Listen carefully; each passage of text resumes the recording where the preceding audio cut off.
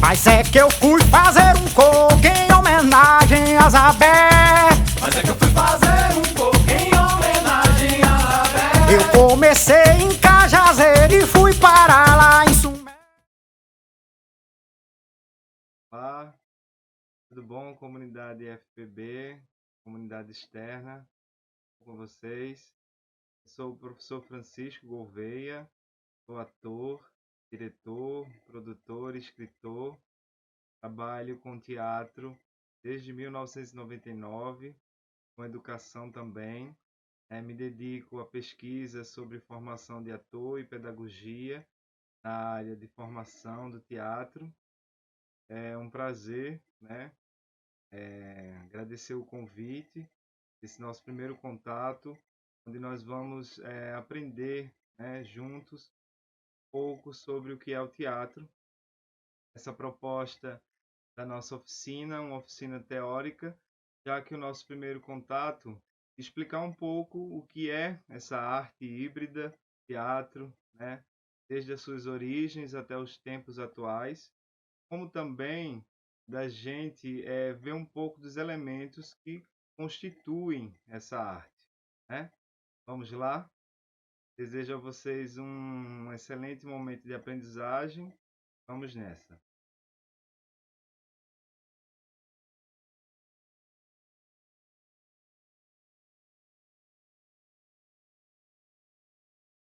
A gente segue aqui, Café com Fibra Ótica, oficina O que é Teatro, né?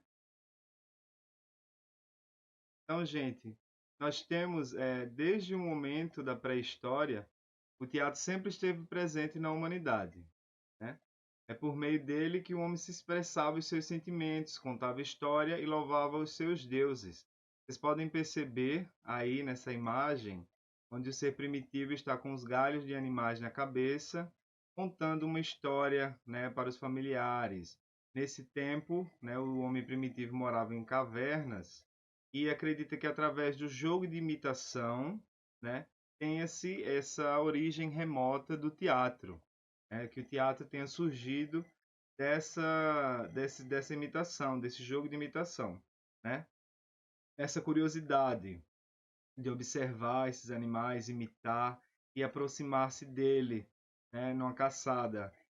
Acreditava-se que o homem, ao imitar, ao se aproximar, de certa forma, facilitava essa caça do homem, né? Depois, o homem desta época deve ter encenado essa caça para os seus companheiros para contar a eles como foi, já que não existia ainda a linguagem como a gente conhece hoje. Mas essa arte, ela ainda não era o teatro concebido como arte, né? A gente percebe aí que é mais uma expressão, a imitação, e como se representava um fato, a vontade de contar histórias. A gente tem o teatro considerado como arte, né, na Idade Antiga, no século V a.C., o teatro grego, né? Ele surgiu das cerimônias e dos rituais gregos, como as dionisíacas, que eram as celebrações de caráter religioso ao deus Dionísio, o deus do vinho, do entusiasmo, da fertilidade, e considerado hoje o deus do teatro. Os deuses gregos eram muito parecidos com os homens, pois eles tinham vontades e humores. Uma coisa curiosa nas encenações é que só os homens podiam atuar, já que as mulheres elas não eram consideradas cidadãs naquele tempo. Por isso as peças eram encenadas com grandes máscaras. Foi na Grécia que surgiu a dramaturgia com Tespes, que também representou pela primeira vez o deus Dionísio, criando o ofício do ator. Tespes é a primeira, né, considerado o primeiro ator que nós conhecemos. E também foi nesse momento onde surgiu a tragédia e a comédia. Aí nessa imagem vocês veem o teatron, a estrutura do teatron grego, né? Vocês podem perceber que essa arquitetura, ela possibilitava que o ator que usava máscaras naquele tempo, um ator com sua fala, ele conseguiria, devido a essa arquitetura, ele conseguia ser ouvido desde a última pessoa que ficasse nessa plateia, né? Vocês podem ver essa estrutura desse teatro. Esse teatro ainda se encontra na Grécia para visitação, né? E são a origem dos primeiros teatros que nós temos como a arte do espetáculo. Como foi falado, os atores utilizavam as máscaras, máscaras de tragédia, máscaras de comédia. Nós temos alguns exemplos aí dessas máscaras nessas imagens, né? Os temas que eram trabalhados nas tragédias eram ligados às leis, à justiça e ao destino. Nesse gênero eram contadas histórias que quase sempre terminavam com a morte do herói. Toda tragédia a gente vê que tem uma lição e não se pode fugir de uma tragédia, né? Então as tragédias elas traziam essa lição, né? E sempre terminavam com a morte desse herói. Elas tinham um cunho de ensinar a sociedade, né? Os autores da tragédia grega mais famosos foram Ésquilo, Sófocles e Eurípides. Ao contrário da tragédia, a comédia grega, as histórias visavam o riso do espectador. Foi na Grécia também que teve a origem da comédia, né? Elas eram formas engraçadas de perceber a vida, chamadas sátiras. Um grande ator de comédia grega foi Aristófanes. Então, é bom vocês, quem ficar curioso, dar uma pesquisada sobre esses autores famosos da Grécia Antiga e de suas peças que até hoje elas são encenadas, em vários grupos, artistas e produções culturais no mundo todo e em várias linguagens, né? Então nós temos da tragédia Ésquilo, Sófocles e Eurípides, e na comédia nós temos um grande representante que é o Aristófanes. E todos esses autores eles influenciaram muito o teatro que veio depois e suas peças são encenadas até hoje. Seguindo, a gente vê o teatro romano, né? O teatro romano, embora a gente saiba que na história Roma, né, ela se apossou de certa forma de várias, né, coisas da cultura grega, o teatro romano ele não era um reflexo do teatro grego, né? Eles importaram sim a cultura grega, mas eles tinham o seu estilo próprio. O teatro romano ele perde o caráter de sagrado e ele visa a diversão e ao prazer.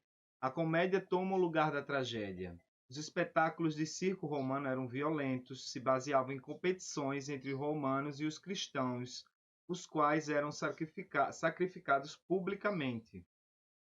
A gente tem aí mais uma imagem. Os atores continuam usando máscaras, né? Vocês podem perceber na imagem. E essas eram as encenações do tempo no teatro romano. Dando continuidade, no próximo slide nós temos o teatro na Idade Média. Como é que era esse teatro na Idade Média, né? Essa Idade Média ela é caracterizada por um período de intensa atividade católica. Então, durante as missas eram representadas passagens da Bíblia, pois as autoridades católicas, com medo da perda do caráter sagrado da missa, proibiram as exibições e as peças foram para as praças públicas. Também na Idade Média surgem as comédias bufas, com temas políticos e sociais, e a farsa com uso de estereótipos que ironizavam acontecimentos do dia a dia. Aparecem os saltimbancos, companhias de teatro que iam de cidade em cidade apresentando os seus espetáculos. Então, a gente tem mais uma imagem. Como a gente vê o teatro na Idade Média, ele tinha mais o cunho religioso, de contar a história para a doutrinação e contar a história de reis e de rainhas. Dando continuidade, nós temos o teatro no Renascimento, né? Nessa imagem nós vemos, podemos conferir um pouco da arquitetura, da estrutura desse teatro elisabetano, né? Um dos grandes teatros elisabetanos que a gente sabe é o Globe, né? Que era onde Shakespeare encenava, William Shakespeare ensinava as suas peças, né? A rainha Elizabeth I, ela deu proteção ao teatro, ela era uma admiradora dos espetáculos teatrais. E ela contava com a ajuda de alguns dramaturgos ingleses para contar a história de seus heróis, da história do seu povo, reforçando o sentimento do nacionalismo. O principal deles era Shakespeare, né? Que idealizou e construiu o teatro inglês, o Globe, né? A gente percebe que desde os tempos remotos a arte ela serve para registro de uma sociedade. Imagine num mundo onde não existisse arte. Como é que a gente registrava, como é que a gente tinha ideia da cultura de um povo? A gente consegue perceber que através de uma imagem, de uma escultura, de objetos, artefatos, de uma pintura, a gente consegue compreender como era a estrutura daquela sociedade, como aquele povo se organizava, como é que era aquela sociedade, né? A gente consegue perceber, a gente consegue estudar, tem fundamento para a gente entender o nosso passado, compreender o nosso presente e planejar, né? Ter essa visão de como é o nosso futuro, isso através da arte. Teatro é uma das artes, né, a arte do encontro, uma arte que permite essa troca entre público e espectador, entre público, espectador e o ator, nessa troca, né, onde histórias eram contadas. O teatro ele traz muito a história de uma determinada região, do que ele passou. Através do teatro a gente percebe que se tem a catarse, que é onde o espectador ele se identifica e ele ao ver a peça, ele se identifica, ele faz a imersão com a história apresentada e nisso ele percebe seus sentimentos, né, o seu sensível enquanto ser no mundo, a sua posição também refletida, né, e pensada socialmente de como ele deve agir a partir do que é apresentado, né? Tem a famosa frase: a arte imita a vida ou a vida imita a arte. Outro tipo do teatro no Renascimento, que foi muito, né, e teve um exponente assim interessante, foi na Itália, né, que é, com o início do Renascimento, surge a Commedia dell'arte. A Commedia dell'arte na Itália se baseava em espetáculos teatrais populares apresentados nas ruas, com textos improvisados e personagens de destaques como Arlequim, Pierrot, Colombina, Polichinelo, Pantaleão, Brighella. Vocês podem perceber que eles usam máscaras, né? Tem essa característica do teatro da comédia dell'arte, o uso das máscaras. Através da vestimenta, né, do figurino desses personagens, era possível você identificar quem era o Arlequim, quem era o Pierrot, quem era a Colombina, quem era o Polichinelo, e todos esses tinham características interessantes, né? E a gente vê características e tipos desses personagens, quem eram os enamorados, quem eram os bufões, né? Características desses personagens que contavam, né, a partir dessas histórias, né, mais burlescas, como características da sociedade, histórias de como eram apresentadas. Como aí fala, vocês percebem que os textos eram improvisados. Na verdade, esses personagens eram personagens bem que folclóricos. Então, eles tinham características, né, de, por exemplo, da Colombina, de ser essa menina esperta, né, do Arlequim, né, e temos de vários outros, e as características deles que refletem um é mais malvado, briguento, um avarento, o outro é o apaixonado, né, o outro é o atrapalhado, né? Então a gente percebe aí uma dos tipos de teatro mais assim tiveram muita exponente, que foi a comédia dell'arte. A gente também vale destacar o francês Molière, né? Vocês podem pesquisar as comédias de Molière, né? Ele foi um comediógrafo, né? Se dedicou a escrever comédias e suas histórias exploravam, né, as fraquezas e os ridículos do ser humano. Então ele é um dos, né, dramaturgos mais assim importantes na França. Quem se interessar mais, né, durante o que está sendo apresentado nessa oficina, é importante que vocês pesquisem na internet, vocês se informem mais. É possível baixar em vários sites, gratuitos textos sobre esses autores, conhecer um pouco mais sobre essa arte do teatro, né, que tanto encanta, né, a população de várias civilizações durante todo esse tempo do mundo até os dias atuais. Dando continuidade, nós temos o teatro no romantismo. Nos séculos XVIII e XIX, a Europa teve várias revoluções. Nesse período, a burguesia tem uma ascensão e o teatro sofre influências. o drama ele substitui a tragédia e a comédia se desenvolve. O foco do teatro se torna muito mais individual e não é mais social. No romantismo, o teatro volta-se para o ser humano. As peças falam sobre emoção e surge o melodrama. Liberdade, fraternidade e igualdade são os lemas desse período, né? Até o século XVIII agora, a gente vê o teatro, vamos agora dar início ao teatro do realismo e naturalismo. Vejam só, né? Vocês percebendo essa imagem, vocês comecem a identificar por que foi chamado de teatro realista, né, e naturalista. Você percebe que os atores, é uma característica do teatro, o uso de objetos reais, figurinos os mais próximos do cotidiano que eles usavam. Nesse tempo, os atores costumavam comer, se alimentar, usar realmente o mais próximo do natural para a construção da cena. O teatro era frequentado pelo povo e essa realidade foi se modificando. A burguesia começou a ser maioria nas plateias e o teatro passou a mostrar as realidades burguesas, com temas como a vida social, o casamento, o dinheiro, entre outros. As representações também começaram a ser mais naturais, mostrando pessoas comuns mais próximas da vida real. Então, vocês percebendo essa imagem, fazendo uma leitura dessa imagem, a gente percebe o quanto teve essa mudança, né, do romantismo, que era mais para o individualismo do ser humano, como esse que tem um cunho mais social, né, de trazer as questões sociais para o teatro, né, disso de forma mais natural.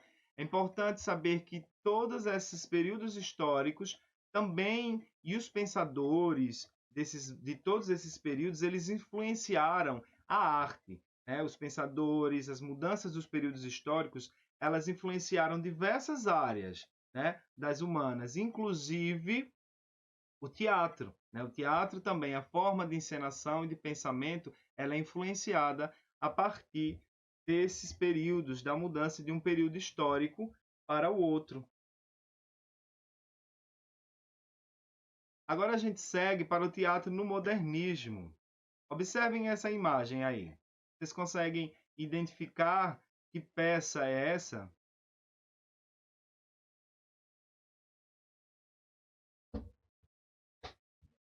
Essa peça é O Rei da Vela, né? É um dos marcos do teatro brasileiro, do teatro oficina. Esse texto, né, escrito pelo Oswald de Andrade, né? A peça que transformou a linguagem cênica do teatro brasileiro na sua era moderna foi a encenação da peça Vestido de Noiva, de Nelson Rodrigues, né? Essa foi uma das primeiras, né, que deu início a esse teatro do modernismo, que foi o Vestido de Noiva. Ela foi contemplada pelo grupo Os Comediantes em 1943. O que era teatro de ator passou a ser um todo, uma estética completa. A crítica diz que pela primeira vez via-se um mise-en-scène no Brasil. Traduzia mais tarde por encenação a cena, cuja criação passou a ser quase tão poderosa quanto o texto em si. Os primeiros grupos de teatro moderno brasileiro foram os Comediantes, que fizeram a encenação do Vestido de Noiva, que é uma peça de Nelson Rodrigues, o grupo de teatro experimental, o grupo de teatro universitário e o teatro do estudante, com atividades iniciadas na década de 30 e ligadas ao meio universitário, e onde vinham seus integrantes, né? Embora o Vestido de Noiva tenha sido esse marco, né? Outra peça, que é essa da imagem, que é muito importante e que é encenada até hoje, gente. Embora seja um texto do modernismo, a gente sabe que com a Semana de Arte Moderna tivemos um movimento da antropofagia, né, o tropicalismo, dentre outros, que teve uma mudança no pensamento do que era arte, onde começou a se discutir o que era brasileiro, o que não era, a se apossar de nossos costumes, a fazer essa antropofagia mesmo, né, em busca de uma identidade, de uma cultura brasileira. E a gente percebe essa peça, né, do Rei da Vela, traduzida aí, que é um texto super crítico do Oswald de Andrade, que ela traz e é encenada e, inclusive, é bastante atual nos dias de hoje. E agora a gente segue para o teatro contemporâneo, né? Dá para perceber que com tantas influências, a gente deu uma passada, né, sobre esses períodos históricos. Foi uma passada super breve, gente, só para a gente dar fundamentação, né, um certo começo para a nossa discussão sobre o que é o teatro, né? Então a gente dá para perceber que com tantas influências, o teatro de hoje é uma arte muito rica. Existe ópera, teatro de bonecos, que é mais o teatro de formas animadas, os musicais, o teatro feito em espaços alternativos, teatros de rua. Quando apareceu o cinema, há mais de 100 anos, muita gente previu o fim do teatro. Falava que o cinema iria substituí-lo porque podia criar histórias com mais semelhança com a realidade. Ainda bem que isso não aconteceu. Cada vez mais, gente, o teatro se torna necessário, inclusive nos momentos de hoje. O teatro é uma arte do encontro onde ele permite a gente a refletir o jogo do estar presente. A partir do momento em que um espectador ele se prepara para esse ritual de ir ao encontro, de ir a um teatro, de ver que história aquele grupo, aqueles atores, aquele ser, que história que eles querem contar, não é verdade? Essas imagens que vocês veem aí acima, né? É um teatro, um espetáculo Que Bicho Você É, né? Da CIA de Teatro Os Filhos de Pan, que é a minha companhia de teatro. Essa companhia de teatro é da cidade de Bezerros, Pernambuco. E aí somos nós encenando esse espetáculo. Esse espetáculo teve sua estreia em 2015. É um espetáculo para a infância, né? E a dramaturgia, a sonoplastia, figurino, maquiagem, tudo foi criado especificamente para esse espetáculo, certo? Então esse foi um espetáculo que ele ganhou o prêmio em 2015, Fomento das Artes Cênicas da cidade do Recife. E aí a gente tem algumas imagens falando sobre o teatro contemporâneo. Esse teatro contemporâneo de hoje com a contemporaneidade, nós tivemos a total liberdade de discutir. Então, aqueles períodos históricos que a gente viu, onde agora é o realismo, agora é o romantismo, como era na Grécia, a partir da Semana de Arte Moderna, com toda aquela mudança e efervescência do que a gente pode se apropriar, né? Na contemporaneidade, há uma liberdade entre transitar entre esses períodos, entre se apropriar, que forma, que corpo é esse, que pessoas eu quero me comunicar. Eu posso beber de várias fontes, de várias culturas, trazendo uma identidade, né, daquela região para a representação da arte. Agora, nós vamos conhecer os elementos do teatro, né? O que vocês conhecem sobre o teatro? Vocês acham que o teatro ele é só feito pelo ator? É só o texto? Eu vou só para ir a um lugar para ver o teatro? O teatro é um campo enorme, né? Desde ao tempo da epistemologia do ensino do teatro, como também o teatro como espaço físico, como os exemplos que a gente viu do teatro grego e o teatro elisabetano, aquela arquitetura, como o teatro como linguagem, né, de expressão nessa área artística, e o teatro como linguagem também dentro da educação, né, a arte-educação, a gente falou, a epistemologia do teatro. Só que agora nós vamos conhecer os elementos que constituem essa arte híbrida. Por que se fala de híbrida? Dentro da arte, nós temos 4 linguagens que são bastante conhecidas: as artes visuais, a dança, a música e o teatro. São as 4 que orientam, né, os ensinos de arte, onde a gente vê nos documentos que legalizam o ensino de arte. E dentro do teatro, a gente vê o teatro enquanto prática artística e fonte de estudo. Um teatro, um espetáculo teatral, ele é híbrido porque ele contempla várias outras artes. Quando eu monto um cenário, eu estou me apropriando das artes visuais para a construção daquele cenário. quando eu faço sonoplastia para um espetáculo, uma peça teatral, eu estou contemplando a música. Dentro do teatro também nós podemos ter momentos de dança, né? Podemos ter dança também. Então, por isso falamos que o teatro é uma arte híbrida que contempla, né, várias outras linguagens artísticas.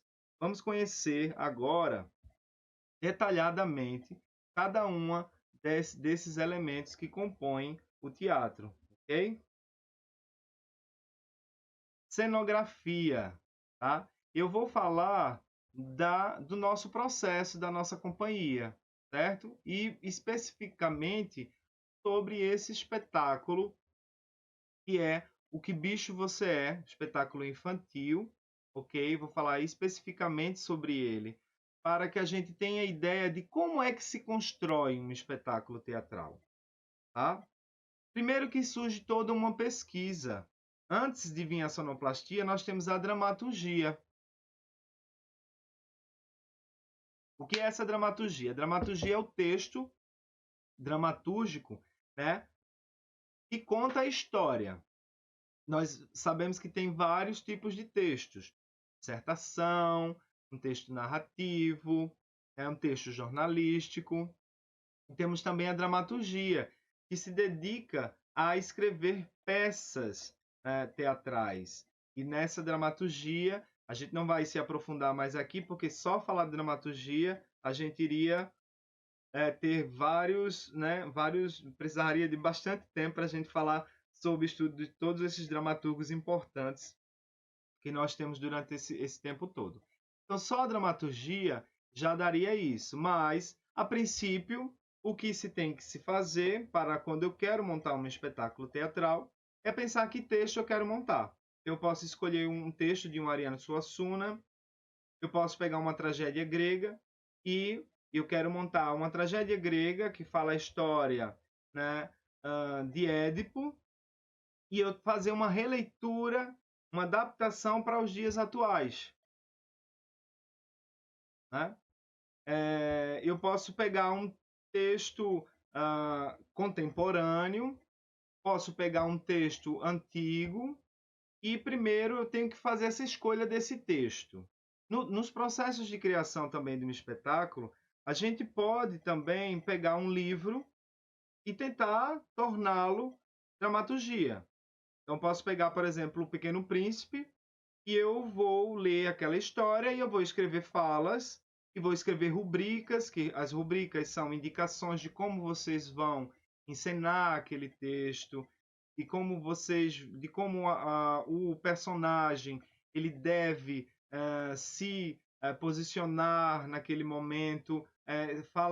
As rubricas podem expressar sentimentos, detalhes específicos do dramaturgo que ele quer que aconteça na peça. Porém, isso fica a cunho, né, de autonomia do diretor, do encenador, de ler esse texto e saber o que ele vai fazer. Então, eu posso ter essa liberdade de pegar um texto e dar a minha visão totalmente diferente, ou uma visão que vá para um outro caminho, ou que dialogue também, mas que dá eu posso pegar um texto de uma tragédia grega e fazer no sertão essa tragédia. E a gente vê isso, várias releituras que são encenadas e que são feitas adaptações e tudo mais. Então, após escolher o texto, a gente escolhe o elenco, a gente faz seleção para a escolha desse elenco, né? Para quem são esses personagens, esses atores que a gente quer engajar junto, e a gente começa com a leitura e estudo desse texto, certo? Depois desse texto escolhido, a gente faz a gente entra nos elementos, tá, do teatro, nos elementos que a gente estava apresentando aqui atrás, elementos do teatro. Esse espetáculo, a dramaturgia foi minha, então é um espetáculo que ele teve a sua própria dramaturgia própria, né? O diretor, se ele escreve, ele pode escrever o texto e ele pode, né, encenar o seu próprio texto, né? Além de pegar texto de outros autores. Então, o texto foi escrito para o próprio espetáculo, certo? Então aí a gente tem esse processo de criação da cenografia. Primeiro é saber onde é que esse espetáculo ele é encenado, onde ele se passa. Então quando a gente escreveu o texto, a dramaturgia fala que são bichos, né? Bichos que estão em uma mata e que eles não estão satisfeitos da forma com que eles são. Cada bicho quer ser um outro bicho, né? A gente encontra uma onça que queria ser um pavão. A gente tem um vagalume que queria ser um bicho maior. Um dragão que queria ser um passarinho. Porque eles só conseguem ver os seus defeitos. Mas a ambientação era uma mata. Porém, a gente segue para sentir o que seria, que mata é essa que o diretor queria. Então a gente entrou num conceito, a peça estava tendo, durante a encenação, a gente via que estava muito vivo, muito colorido a encenação. Então a gente pensou num cunho mais de como uma lousa de desenho. Esses personagens, esses atores, estariam numa lousa de desenho e eles coloriam esse espaço. Então por isso foi pensado uma mata, aí como está sendo representada em preto e branco, né? E aí os personagens coloriam esse espaço em cena. Isso é uma concepção poética que é criada. Vocês podem perceber nessa imagem primeira, ao lado, essas duas, a maquete que primeiro é feita. Então foi feito estudos, porque primeiro se faz estudos, senão você vai gastar, né? Tem um gasto financeiro para depois você dizer, eu não gostei, né? Então primeiro a gente faz estudos com maquetes, do que a gente pode criar, do que a gente diz, isso ficou legal, então eu tenho uma visão, aí ficou interessante, eu vou ampliar. Vocês podem perceber as árvores aí, cada árvore tem o seu desenho próprio, né? A polpa da árvore. Temos essas nuvens e a gente pensa muito como é que vai. O teatro ele é muito artesanal, né? Por mais que os teatros cada vez tenham se tornado muito modernos, com vários recursos tecnológicos, nós percebemos que o teatro ele cada vez ele não perde esse cunho artesanal. Isso é que é a magia do teatro, né? Com o cinema a gente pode cortar, colocar ali, colocar um efeito, né? Usar da arte digital, mas o teatro é ali, é feito ao vivo, é feito naquela hora, né? Com alguém que está executando o som, com alguém que está executando a iluminação, né? Com os atores que têm o seu tempo de ida e de volta. Então a gente percebe que o teatro é uma arte muito artesanal e que faz todo esse movimento para que a magia se aconteça. Por isso que essa comunicação chega tão próximo aos espectadores, por isso que atinge tão, tão de forma intensa, né, com o público. Então, após ter sido feito esse estudo, nós concretizamos o nosso cenário. Então vocês percebem na outra imagem as madeiras já construídas, essas madeiras elas eram dobradas, porque a gente precisava, né, transportá-las, e isso é tudo bem pensado, porque se o espetáculo circula, você vai ter que transportar, e quanto mais você gasta com transporte, né, mais difícil é. A gente percebe que fazer arte está difícil em nosso país, não só no nosso país como no mundo, né? Então todas essas coisas elas são pensadas. A gente percebe que tem um linóleo branco. Na maioria dos teatros que vocês vão ver o linóleo preto, né? O linóleo é como se fosse uma espécie de lona. Vocês percebem que aí o que está no piso é um linóleo, só que é um linóleo branco. É uma espécie de lona, tá? Para cobrir esse palco. E às vezes os teatros não precisam de linóleo, se usa a madeira mesmo, esse chão. Falo quando é um teatro que tem palco de madeira, porque a gente percebe que, como a gente viu anteriormente, existem teatros que são apresentados nas praças, em auditórios, em espaços alternativos. Existem teatro que é apresentado dentro da casa, né? E a sua própria casa você faz como teatro, é uma modalidade também que a gente vê muitas pessoas usando a sua casa para fazer o próprio teatro, né? Então a gente percebe aí toda essa estrutura que foi feita. Essas nuvens elas foram penduradas, né, com fio de nylon e para dar essa impressão de que elas estão flutuando, né, entre o cenário das árvores, tá? Temos as cortinas de lado, que por trás dessas cortinas são as coxias, né, onde os atores ficam, onde tem os camarins, onde tem todas essas outras espaços dentro desse espaço do teatro. Aí em cima das nuvens vocês veem os refletores, que são comandados por uma mesa de luz, né, que vão iluminar esse espaço, tá? Vamos seguir para o próximo elemento. Apresentamos para vocês a cenografia. O próximo é a iluminação, né? Uma magia. Observem essas imagens.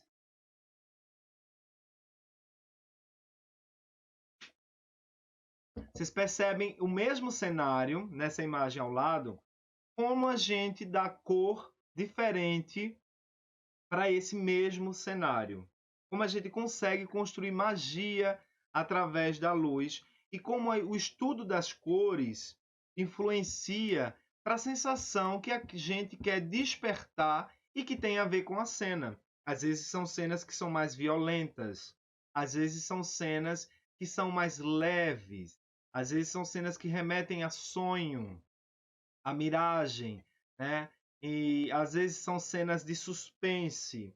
Então, cada uma delas tem uma cor, um efeito que se quer produzir, que se quer despertar e que combina com o texto que está sendo apresentado, com o texto que está sendo narrado, que está sendo apresentado, né, do espetáculo. E aí atrás agora vocês veem uma fotografia que foi feita de um registro de um momento também onde a iluminação foi captada desse movimento do ator aí em movimento em cena, tá? E aí vocês percebem, gente, que é feito um estudo. Nós usamos o termo de afinar a luz. A gente afina a luz no sentido que estamos afinando um instrumento. Só que esse instrumento é a iluminação. Estamos afinando todo essa iluminação desse colorido que a gente quer para o nosso espetáculo, todo esse desenho de luz que a gente quer despertar dentro do nosso espetáculo, né?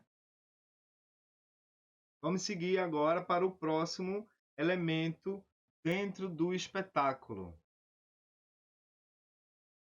O próximo elemento é a maquiagem. A maquiagem super importante, como todos os elementos são importantes no teatro. Eram bichos, né? Só que existem várias opções de se fazer esse bicho. Então a gente queria humanizar esse bicho, mas trazendo um pouco dessa característica do bicho. Primeiro são feitos croquis de desenho. Esse é o croquis, né? Importante salientar que em cada elemento desse, o diretor, ele, como a concepção geral do espetáculo é dele, ele tem a autonomia por decidir o que ele quer. Mas para cada um desses elementos vistos, como a iluminação, como a cenografia, existem profissionais dentro dessa área. O cenógrafo, o iluminador, são pessoas que vão pensar junto com o diretor a concepção de iluminação, a concepção de cenografia e de maquiagem para o espetáculo. E o diretor, juntamente, ele que tem a visão geral, ele tem que harmonizar, ele tem que decidir quais os elementos e quais concepções que são feitas para esse espetáculo, certo? Então, vocês veem aí o croquis da maquiagem, como foi feito. Maquiagens teatrais não são maquiagens comuns do dia a dia, usa-se algumas delas, mas existem vários e vários tipos de produtos específicos para o teatro, que são vendidos em casas especializadas para o teatro. E esse aí sou eu, né? O meu personagem era um dragão, é um dragão no espetáculo, e aí tem a maquiagem feita, né? Vocês podem perceber que está bem próximo à concepção do desenho, né? A concepção que foi feita. Essas escamas que a gente queria trazer do dragão, elas foram feitas com lápis branco, né? Há uma maquiagem também de um pó específico usado para dar essa espécie de brilho, de pelugem meio animalesca, vocês percebem que está um pouco no nariz, que tem em cima das outras partes também, mais acima da testa do corpo aí do ator, tá? E essa é uma concepção da maquiagem que foi feita para esse espetáculo, ok? Vamos seguindo. Agora a gente tem o figurino, né? O figurino, como todos os elementos, o figurino também, ele é um dos elementos específicos para o teatro, né? O figurinista assinou aí a sua obra, como o maquiador também assinou o croquis dele, então o figurinista também assinou o seu aqui, né? E esse é um desenho. Interessante, gente, falar que é uma pesquisa, sabe? As pessoas às vezes acham que é uma facilidade, né? Mas quando a gente faz a arte com muita responsabilidade, cuidado e estudo, a gente procura bastante estudar, né? Que um elemento combine com o outro, que um elemento dialogue com o outro. Então a gente vê os desenhos. Para se chegar nesse desenho, como para chegar nesse desenho da maquiagem, foram passados vários processos, vários desenhos. É porque aqui, como a gente é nosso primeiro contato, não dá para a gente mostrar tudo desse avanço, de como é que é feito. Eu estou mostrando para vocês o produto final, né? Mas até a gente chegar a esse desenho de luz, a gente passa, gente, por uma série, são tardes, noites no teatro, pensando como é que vai fazer essa iluminação, como é que vai fazer essa maquiagem, como é que vai ser esse cenário. Para se chegar no cenário, a gente se pensa em várias e várias etapas e constrói, desconstrói, e a gente vai seguindo. Então, esse figurino foi desenhado, teve vários processos para chegar nesse processo final.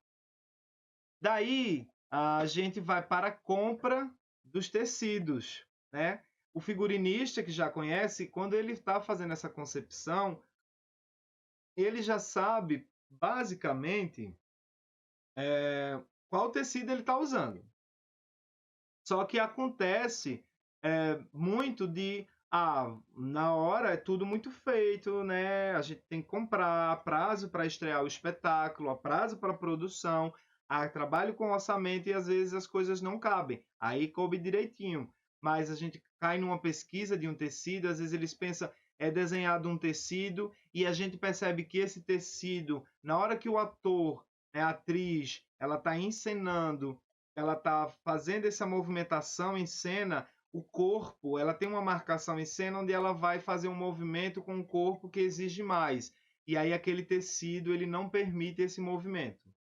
Então, por isso que é importante convidar, e se deve convidar, esses outros responsáveis por esses elementos do teatro para participar, né, dos ensaios, para ter reunião junto com os atores, observar. Você observa que movimento que essa atriz faz. Eu não posso usar então esse vestido com um tal tecido. Eu vou ter que usar um outro tecido porque senão não vai permitir ela a fazer esse movimento em cena, certo? Esse aí foi todo esse trabalho foi feito em diálogo com todos esses profissionais, certo? Desses respectivos elementos e foi feito bem pensado, né? De caso estudado e a gente fazia prova. Aí faz a prova, faz a medida, não dá certo, aí refaz novamente e faz novamente até que chegue ao ideal, né? Então aí a gente tem a prova deste figurino e como ficou. Essa personagem ela interpretava um periquito, uma periquita fêmea, um periquito fêmea. E o nome da periquita era Lili, né? Era muito engraçado. Então a gente segue para o próximo, nosso próximo elemento, certo? Nosso próximo elemento é a sonoplastia, tá? A gente tem aí a sonoplastia, que é composta por músicas.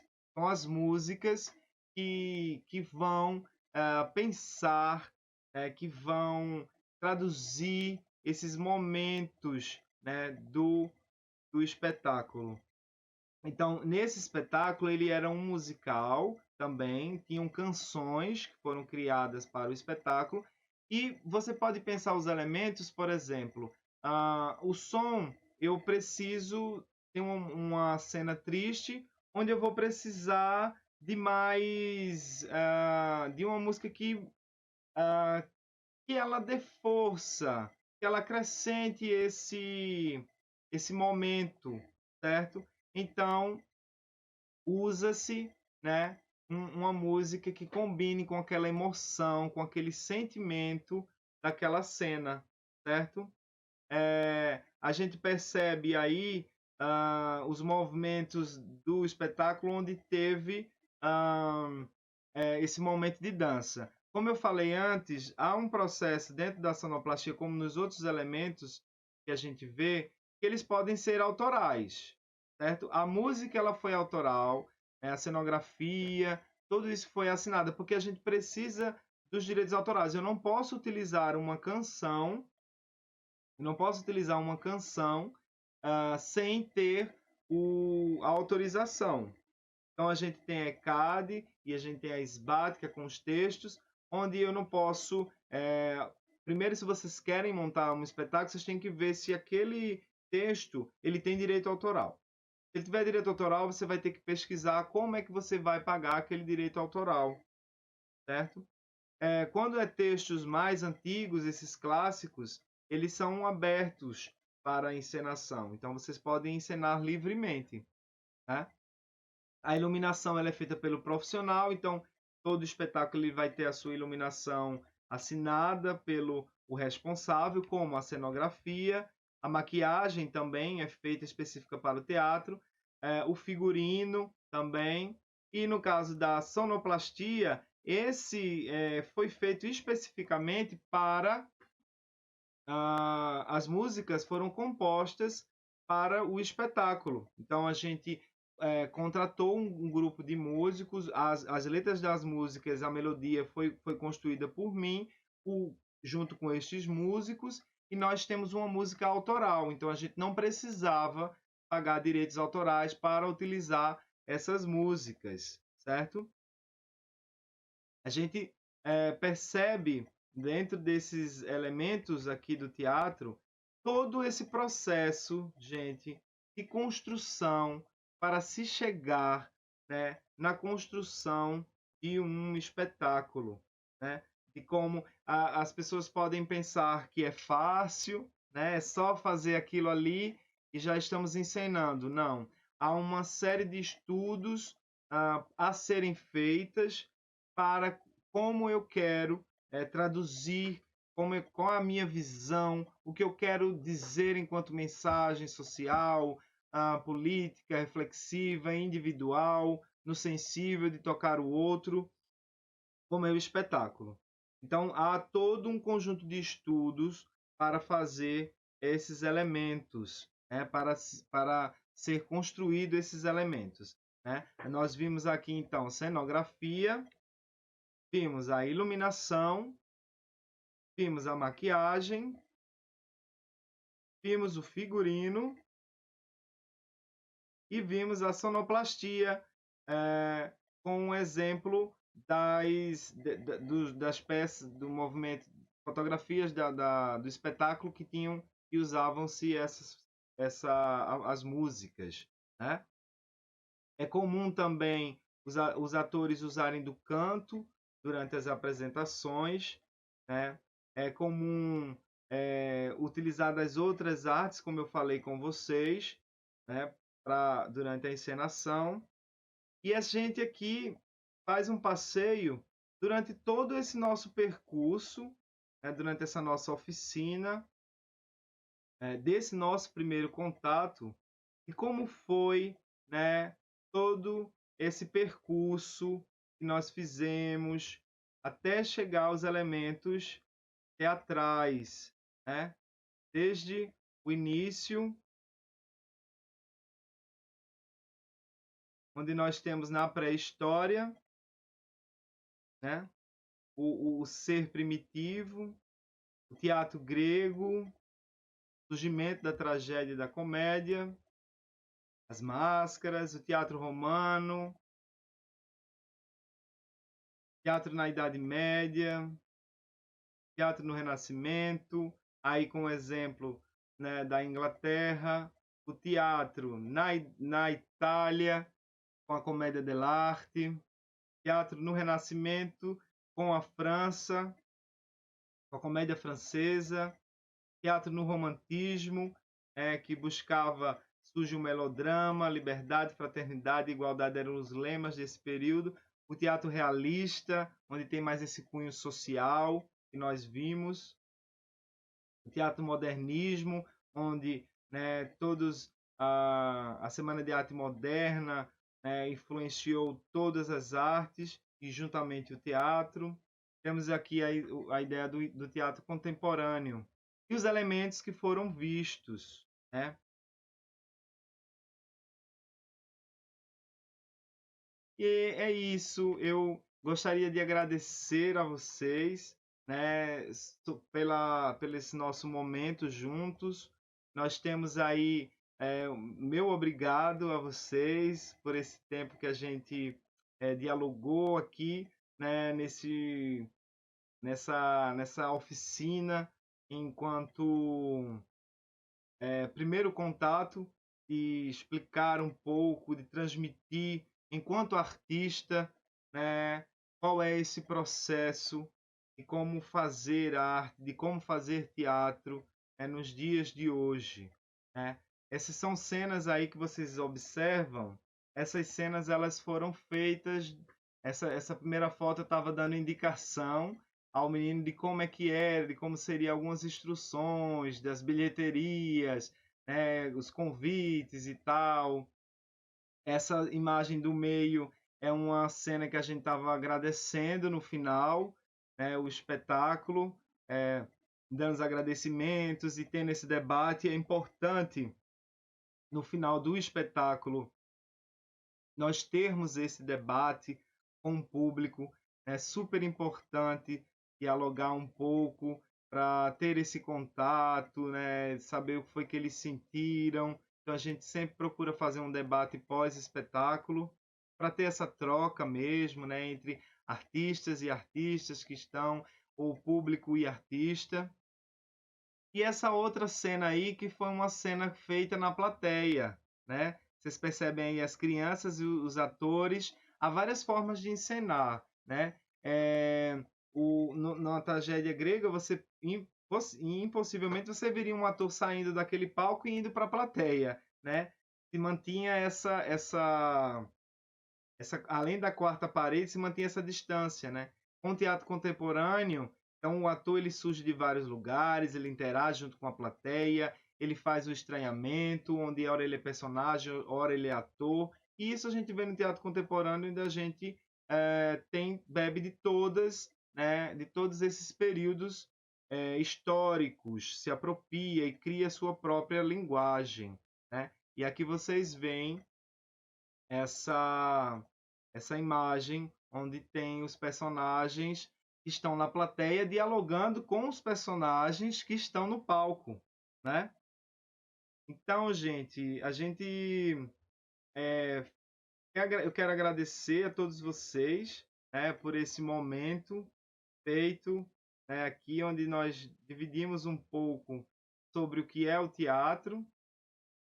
Quero agradecer demais a todos vocês e dizer que a gente fica feliz pelo convite, certo? Quem se interessou sobre o teatro, mas procuram pesquisar um pouco mais, existem sites, existem dramaturgos muito importantes. Quem se interessou pela história do teatro, pode pesquisar em livros sobre a história do teatro, sites, né? Quem ficou curioso de aprender um pouco mais sobre o teatro, né, procurem se informar mais, né, em notícias, contemplar os artistas da região de vocês é muito importante. Nós vivemos um momento onde há uma alienação cultural, onde a gente percebe que só é o artista aquele que está com milhares de seguidores e aquele artista inalcançável, né? Quando muitas vezes nós percebemos que na nossa rua, no nosso bairro, na nossa cidade, tem artistas que dialogam de forma super importante, são grandes artistas, tá? Então agradeço a vocês por esse momento. Vamos conseguir, né? Espero que tenha passado para vocês um pouco dessa paixão que é a minha vida, que é o teatro, mostrando um pouco de como é esse processo, né, que a gente tanto é louco, como a gente tanto se apaixona. O teatro transcende, faz transcender, ele humaniza, ele é sensível, ele é forte, ele dialoga com o mais íntimo de nós, dialoga entre o ser, né, ser sensível e as condições materiais e físicas, essa dificuldade, esse diálogo entre ser e existir no mundo. Fazer teatro é um desafio hoje em dia, mas é super e extremamente gratificante para a gente, né, quando a gente sabe que a gente está se comunicando, né? Ser artista é realmente observar a vida enquanto a vida passa, dialogar sobre ela e tentar expor, se comunicar, né? Provocar reflexão, enquanto a gente está tentando refletir sobre que valores são aqueles, que sociedade a gente quer, por que isso foi imposto ou colocado dessa maneira, e a gente discutir e refletir, né? Sair das caixinhas, né? Viver esse momento onde tudo é possível. A partir do momento eu vou lá no teatro, eu observo uma cena e eu penso, por que ele agiu assim? Quem agiu assim comigo? O que é que faz uma pessoa agir assim? Eu entro em temas sociais, em temas individuais, e é isso. É um campo enorme, cheio de possibilidades, né? Existem vários grupos no Brasil, vários grupos no mundo. Nesse momento de quarentena, tem vários espetáculos que estão sendo exibidos online, né, gratuitos por várias companhias. E eu peço a vocês, assim que se interessarem, se informem mais, vamos dialogando, descobrindo mais juntos, ok? Quero agradecer a vocês pelo momento de partilha, né, por termos dividido esse tempo juntos, e até o próximo encontro, tá? Até mais, um abraço. O carnaval já vem chegando, vai ser muito coco no pé.